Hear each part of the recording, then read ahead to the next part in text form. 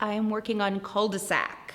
3 writers working on a play set in a cul-de-sac. Get into the guts of what a marriage is, what makes marriages work, what doesn't.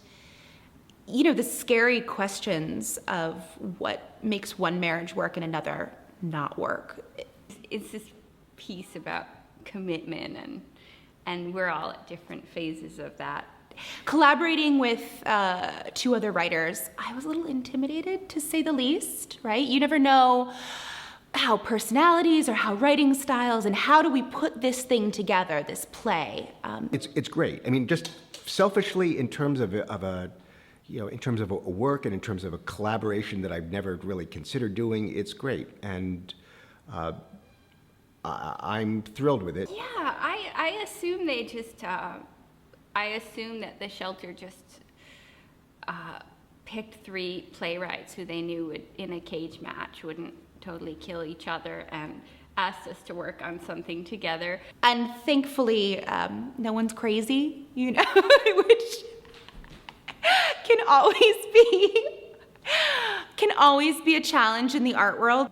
And so each of us, originally exactly how we were going to do it, we didn't know. So we just kind of, one day we were talking, and after a few weeks said, let's just start writing. So we just started writing. The idea is that it's literally these 3 couples in a cul-de-sac in a suburban neighborhood, but also that there are 3 different reflections on fidelity and marriage and infidelity and the possibilities there. So that's the basic setup. The characters are the same from play to play. So it's very tricky because we're all dealing with the same characters. At the same time, we're all different writers.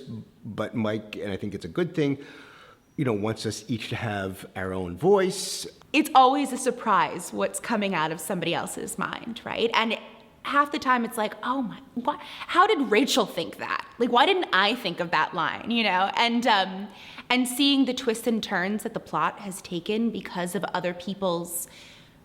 other writers' creativity, it's an amazing jump start. I think for the audience, the journey will be about seeing different couples from the perspective of other couples, and then also looking at different sides of a particular theme of fidelity. But part of what the piece is about for me is just the way that when you look at somebody else's relationship, you have a totally different perspective on what's going on in their relationship than they do, maybe based on your relationship. And so, you know, it's like you can be like, oh, those 2, oh, they're headed for divorce. And you might be totally wrong because what works for them wouldn't work for you. So I think that's kind of a neat part of it.